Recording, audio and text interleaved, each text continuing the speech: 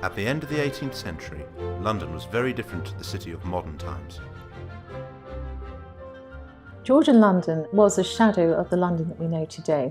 Less than 1 million people. It literally stopped at the south bank of the Thames, where Kent, Surrey and Middlesex began. But it was a port of great global significance, and so it was a very diverse and cosmopolitan place, which embraced both the richest and the poorest members of British society. The Port of London, situated on the Thames, was one of the busiest ports in the world, with districts like Wapping and Shadwell being home to the many that made their living through work on the river. At any one time, thousands of ships bringing trade from all over the world populated the Thames. The river was known as a forest of masts, said you could walk across the river on the decks of all the ships. There was never less than 1,000 ships within the port. This commerce provided both raw goods and money, rapidly expanding the British economy and leading to the Industrial Revolution. The tax on imports also provided a major source of revenue for public finances.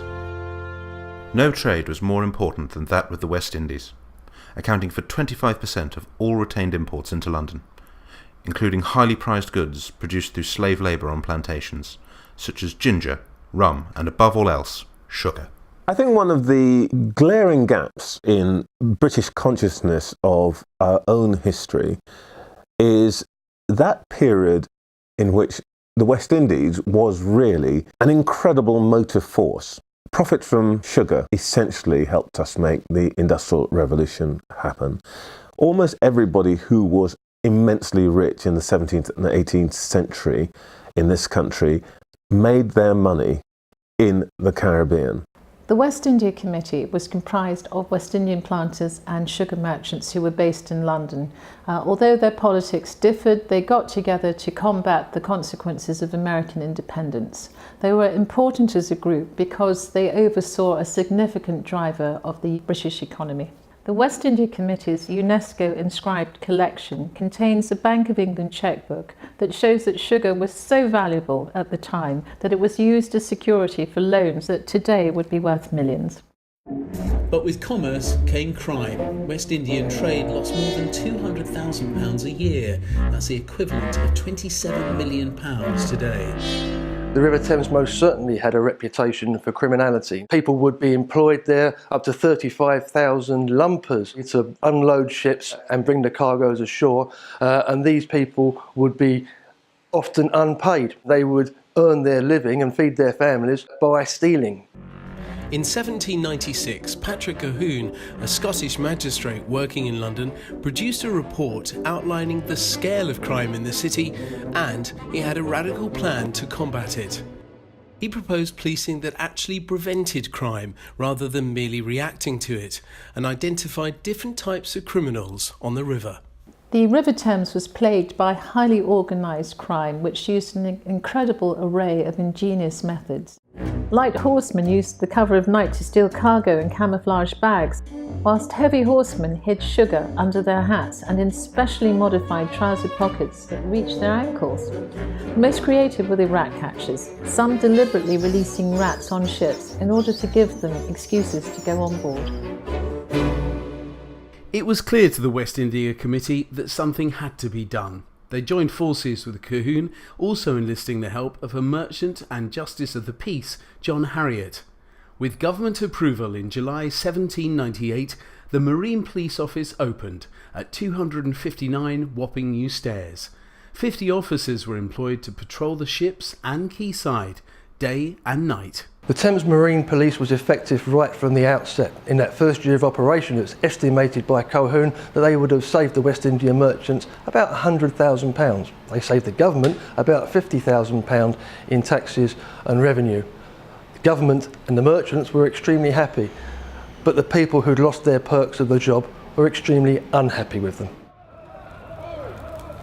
After just 3 months, a group of river workers started a riot outside the office after they were fined for stealing coal.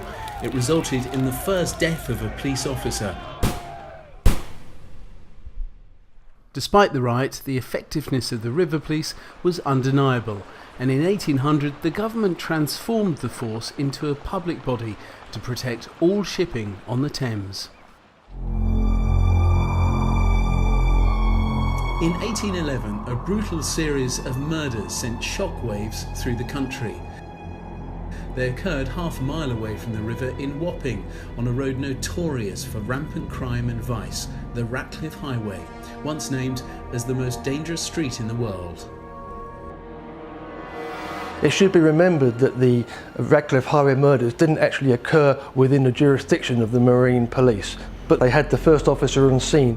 Marine Police had to be redirected from their riverborne duties to patrol the streets to allay public fears, and it demonstrated and emphasised the need for proper land-borne policing. The need for a preventative force for the land eventually resulted in the creation of the Metropolitan Police in 1829. When Sir Robert Peel put his force on the streets in 1829, he was most definite that the force should be there to protect and not to oppress the people of London. These thoughts almost echo exactly the thoughts of Patrick Colquhoun all those years before. Much like the Thames River Police, Metropolitan Police officers were drawn from the local community they served, and perhaps surprising to us now, this reflected London's increasingly diverse population then. One such example is Robert Branford, the first known mixed-race officer in London.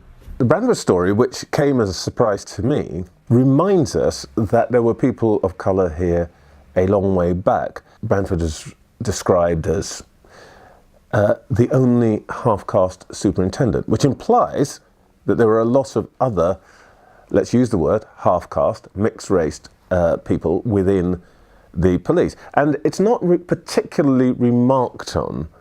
These guys were regarded as part of the natural picture of the city.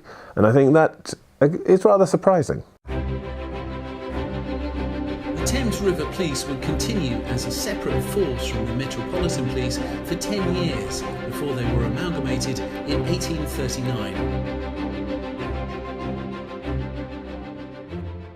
Today it's known as the Met's Marine Policing Unit, and 218 years after their foundation, they continue to patrol the same station in Wapping. The Marine Policing Unit has been on this very spot since 1798, and we've been doing 24/7 frontline policing since that date.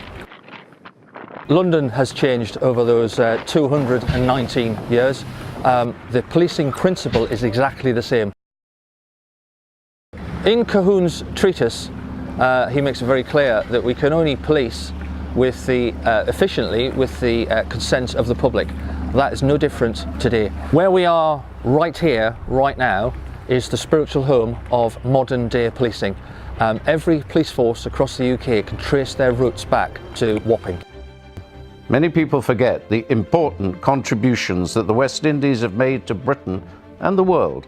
Their idea of preventive policing is now widespread. Many forces from the Caribbean to Hong Kong, from Canada to the United States. They've either been founded on the model of the Metropolitan Police or at least inspired by their ideals, and therefore they too are ultimately descended from the original Marine Police Force founded in 1798.